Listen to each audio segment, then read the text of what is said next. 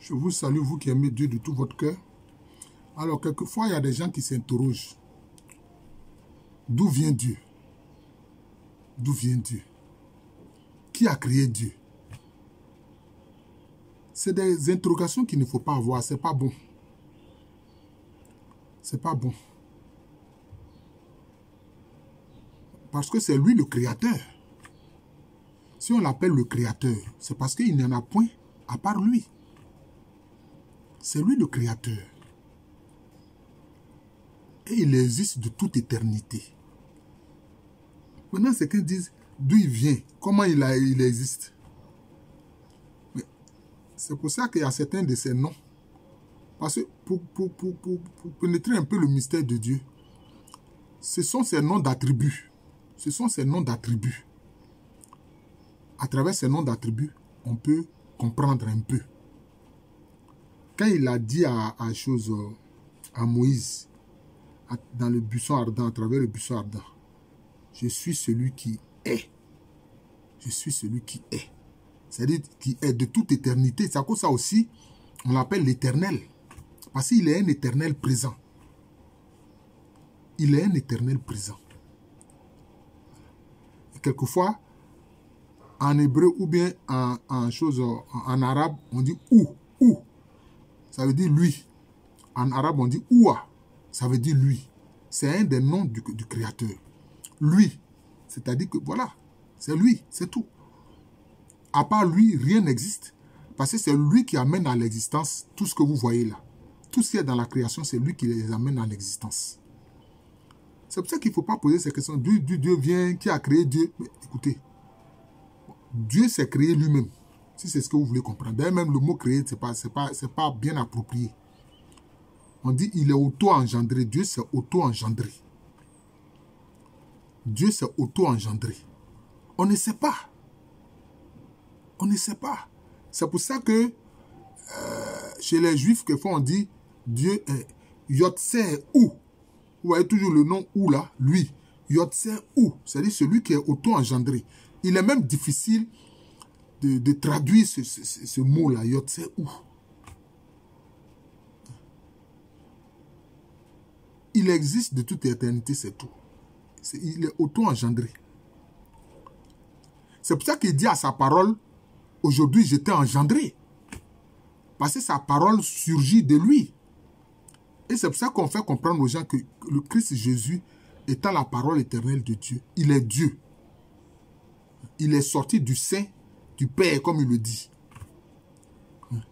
Bon, dans le symbole de Nicée-Constantinople, on dit quoi? Il est Dieu né de Dieu, lumière née de la lumière, vrai Dieu né du vrai Dieu. Ça vient parce qu'il est engendré du Père. Il est dans le sein du Père, il est sorti. Pour ensuite prendre aussi un corps humain, tout en gardant la plénitude de sa divinité. Donc, poser la question, comment, d'où vient Dieu, etc. Vraiment, c'est des questions que ce n'est même pas la peine. Parce que l'intelligence humaine ne peut pas appréhender ces choses-là. Voilà, l'intelligence humaine ne peut pas les appréhender. Ce n'est pas possible. Voilà. Dieu est auto-engendré. Il est de toute éternité. C'est pour ça que l'un de ses attributs, on dit, il est l'ancien des jours. Mais même quand on parle des jours, c'est parce que c'est en faisant la création que les jours apparaissent. Parce que sinon, lui, avec lui, il n'y a pas de temps ni d'espace. Dans l'univers divin proprement, là, il n'y a pas de temps ni d'espace. C'est comme ça. Et certains qui ont fait des émis, c'est-à-dire des expériences de mort imminente, qu'en anglais on appelle NDE, c'est-à-dire Near Death Experience, ils se rendent compte de ça. Plongés dans l'univers divin, ils voient qu'il n'y a pas de temps, il n'y a pas d'espace. C'est pour ça aussi qu'il est dit, pour l'Éternel, un jour est comme 1000 ans, et 1000 ans est comme un jour. C'est une façon aussi de dire que pour celui-là, il n'y a pas de temps, il n'y a pas d'espace. Parce que le temps et l'espace, c'est une même réalité, avec deux faces apparemment différentes. Mais c'est une même réalité. L'espace et le temps, c'est comme ça. C'est ce que Albert Einstein a découvert. Et qu'il a appelé espace-temps. Qu'il a appelé espace-temps.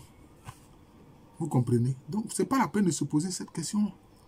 Mais quand vous regardez la création, il y a les êtres humains qui parlent, il y a les animaux, il y a les oiseaux qui chantent et qui volent, etc. Il y a des lois dans l'univers. On naît, on grandit, on meurt, etc. Ce sont des lois. Donc, c'est quelqu'un qui est derrière ces lois-là. Moi, je l'appelle le législateur suprême. Ça, c'est le nom que moi, je lui ai donné, le législateur suprême. Vous comprenez? Donc, il ne faut pas se poser ces questions-là. Hein? Moi, je vous pose une question. Pourquoi vous comprenez un peu? Oui, Pio. Laisse-moi faire la vidéo, hein, je viens. Hein? Non, tu es déjà là, on te voit. Voilà, tu vois là. On te voit si tu es là.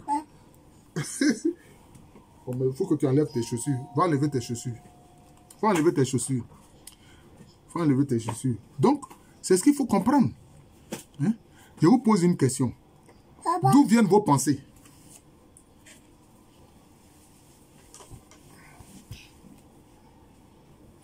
D'où viennent vos pensées? D'où viennent vos pensées? Si vous pouvez dire d'où viennent vos pensées là, vous pouvez dire d'où vient Dieu. Même vos propres pensées là, vous ne savez pas d'où ça vient.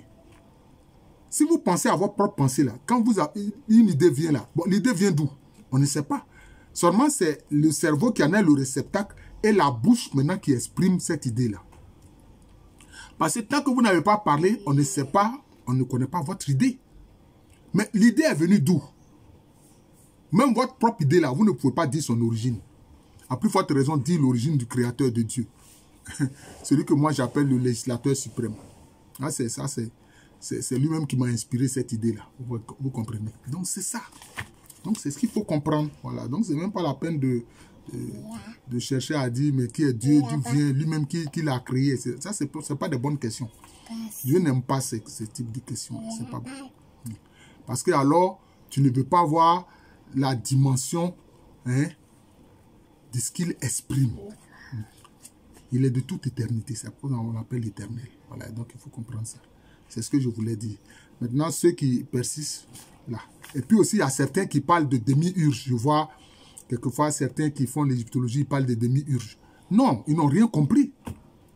Nos ancêtres de l'Égypte antique, ils savent que Dieu, là, il est unique, c'est Nétcher.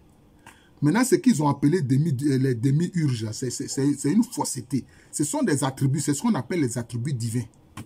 C'est ce qu'on appelle les attributs divins. Ce sont les attributs divins. Hein?